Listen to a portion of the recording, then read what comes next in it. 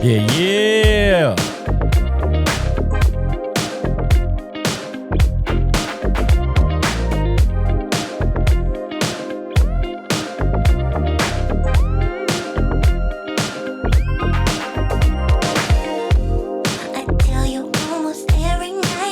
What up, what up, what up?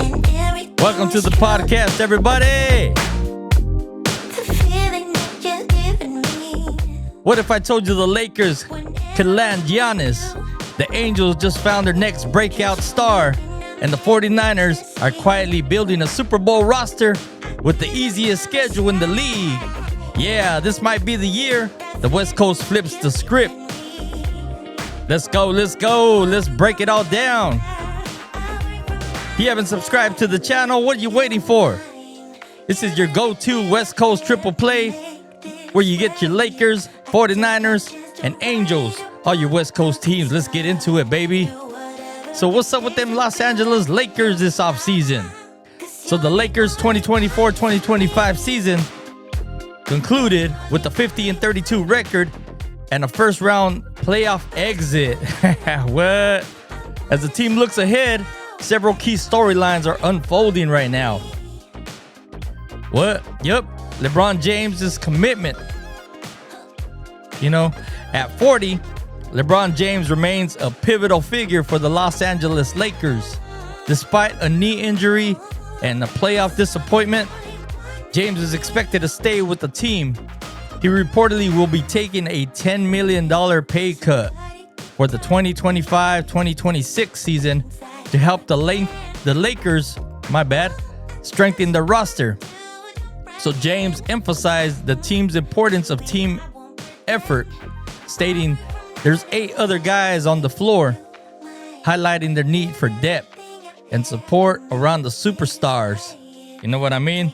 Luka Doncic and LeBron James. And what?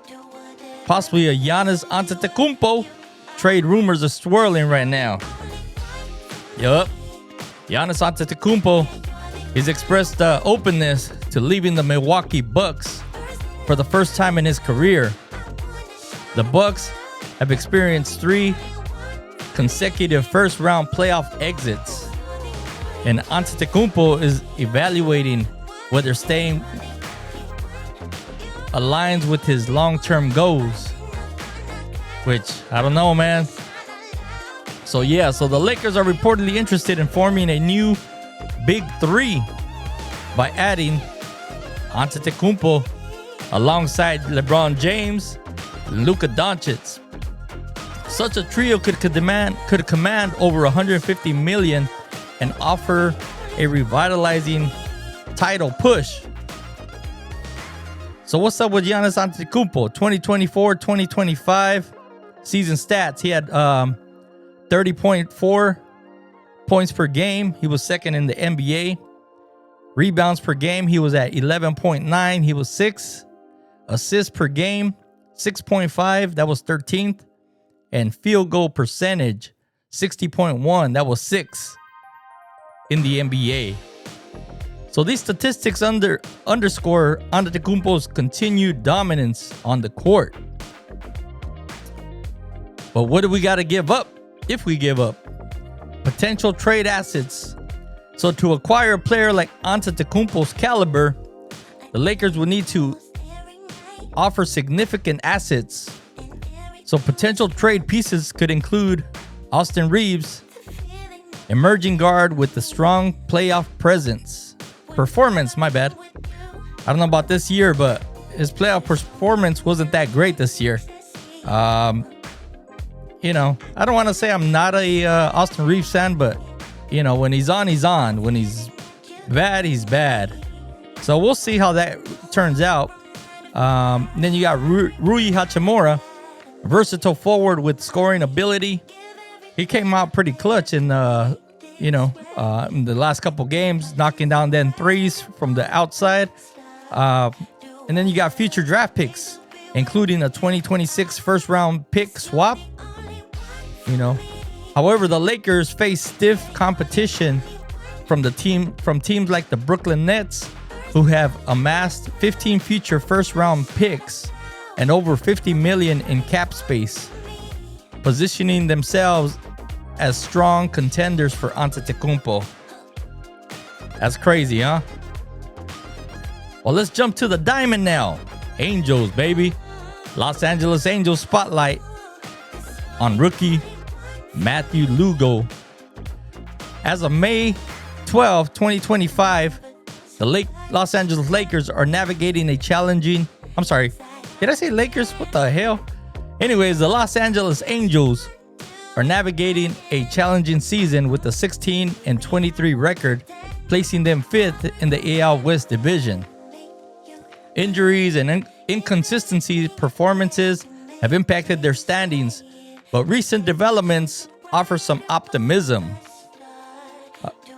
Players like Yoán Moncada, his impactful return back to the lineup. So veteran infielder Yoán Moncada returned to the lineup on May 7th after recovering from a bruised right thumb. In his first game back, Moncada delivered a pivotal 3-run home run, capping a 6-run, 8th inning that led the Angels to an 8-3 victory over the Toronto Blue Jays. He was signed to a 1-year, $5 million contract to fill in for the injured Anthony Rendon. Where's my thing? I haven't even got it ready. But Moncada's performance provided a much-needed boost to the team's offense. You know what I mean? And then you got Mike Trout's injury. Yep. Star outfielder Mike Trout. He's been sidelined since late April due to a bone bruise in his left knee. As of May 11th, Trout has resumed swinging the bat without pain and plans to begin running soon as part of his rehabilitation process. While there's no official return date, these developments are encouraging signs for this for his eventual comeback. And man, he was doing good before he got hurt. I think he had like 9 home runs and stuff like that too. Struggling a little bit on the strikeouts and so forth, but hey, every dog has his day, you know what I mean? You're gonna strike out here and there. And then let's talk about these standout rookies. You know, you got Christian Moore, top prospect Christian Moore, 22-year-old second baseman, has been making waves in Double-A Rocket City. On April 30th, Moore crushed his first home run of the 2025 season. A 2-run shot to left center field highlights his offensive potential. Ranked as the Angels' #1 prospect, Moore's performance has fueled speculations about a potential MLB debut later this season. At this time, we got Matthew Lugo's promising debut. Matthew Lugo, the Angels' #13 prospect, made his MLB debut on May 9th, 2025, after being called up from Triple-A Salt Lake City. In his first major league hit and his RBI with a triple in the 4th inning contributed to a 5-2 victory over the Baltimore Orioles. Yup. Kid might be looking good, pretty good here.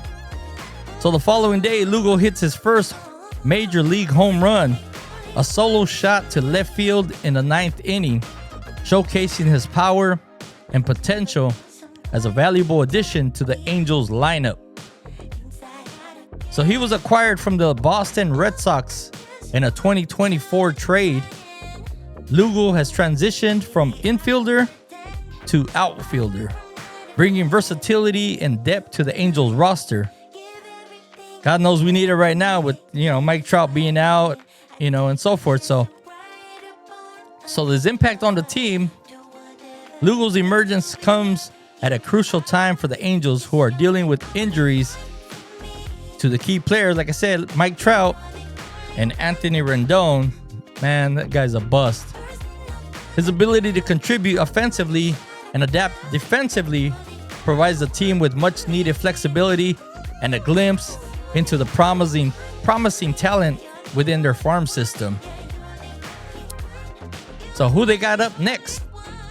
Yep, today, guys, the Angels are set to begin a 3-game series against the San Diego Padres.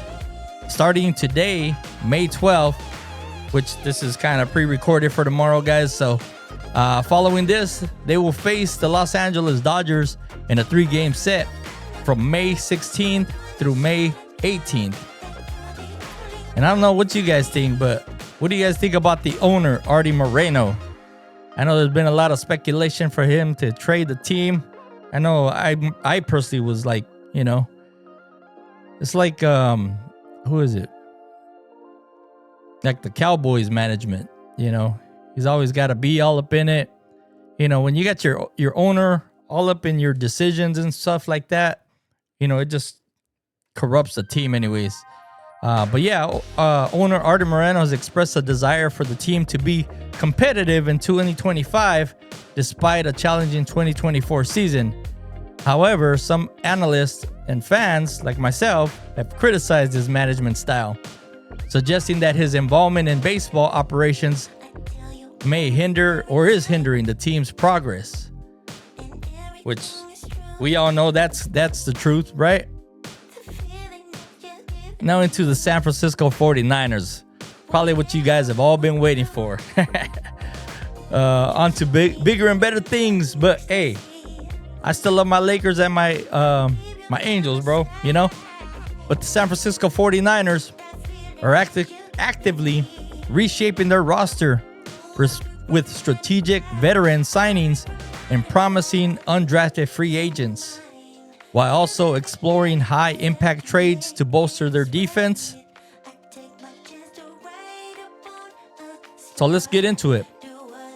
Veteran additions they've made so far. They got Andre Dillard, offensive tackle, a former first-round pick. Dillard brings experience from his tenure with the Eagles and the Packers. In 2024, he started 10 games at left tackle for Green Bay, while he allowed a league-high 12 sacks that season. Man, that's crazy. His experience adds depth to the offensive line. You know, who knows? Who knows how long we're going to have, you know, our tackle in the league.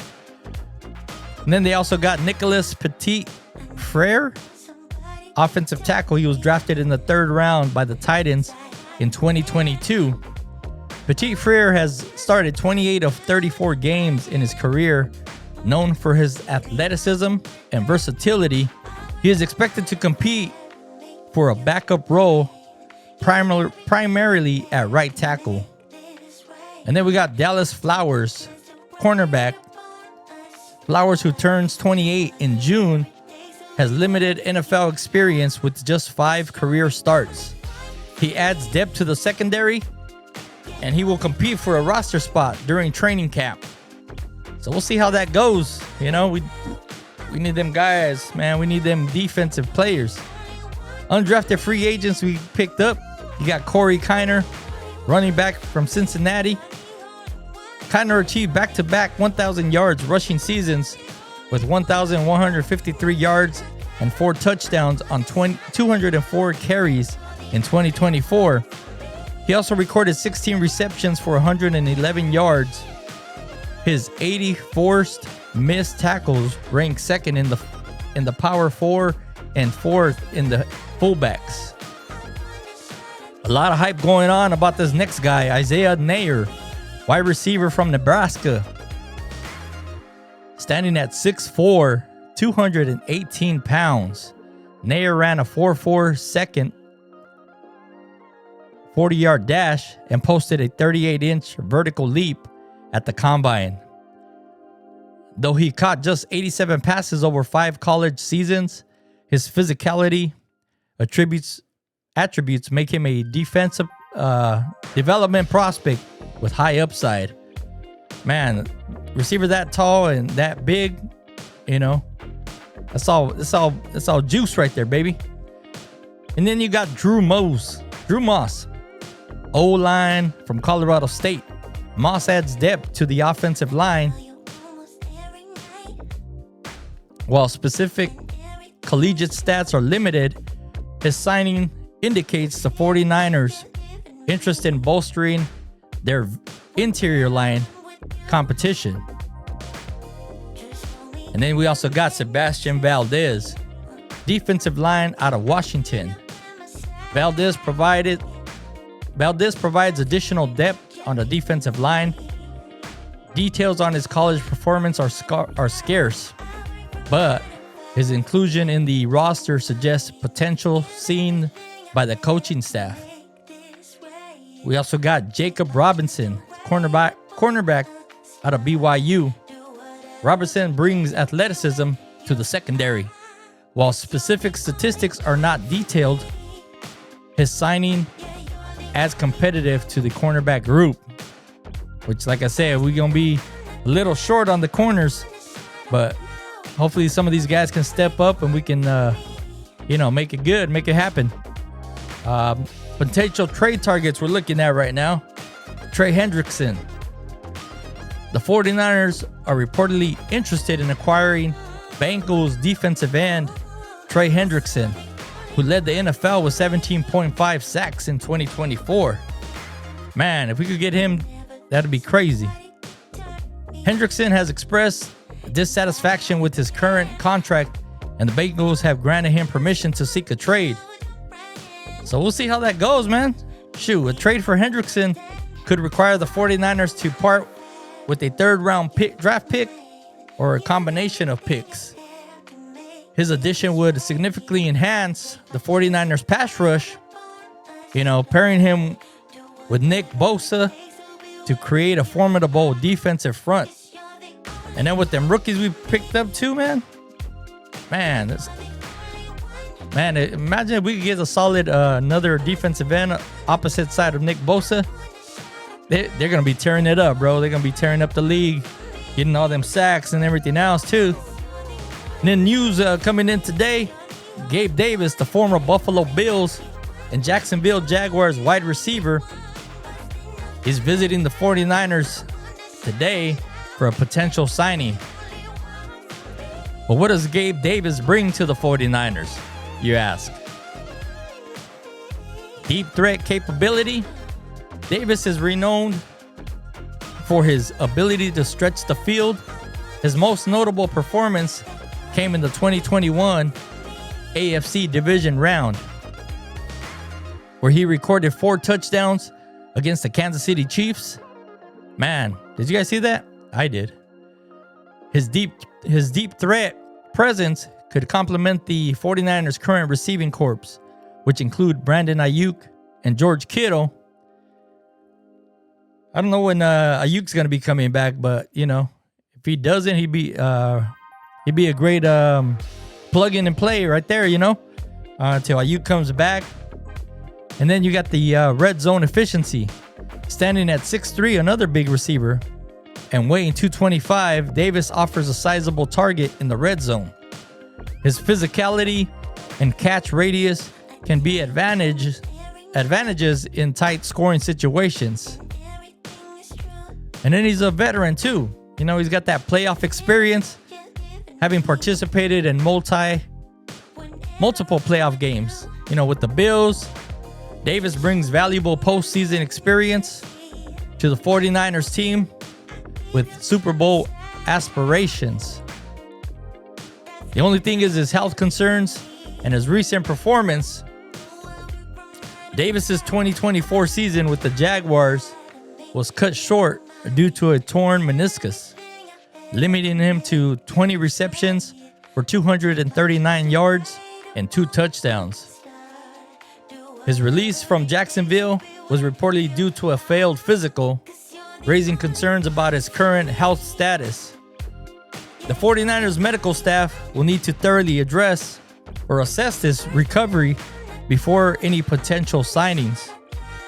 So we'll see how it goes. He's in there in San Francisco today, trying to get a shot, see what he can do.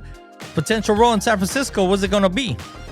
If healthy, Davis could serve as a valuable addition to the 49ers receiving unit, providing depth and a vertical threat that can open up the field for other playmakers.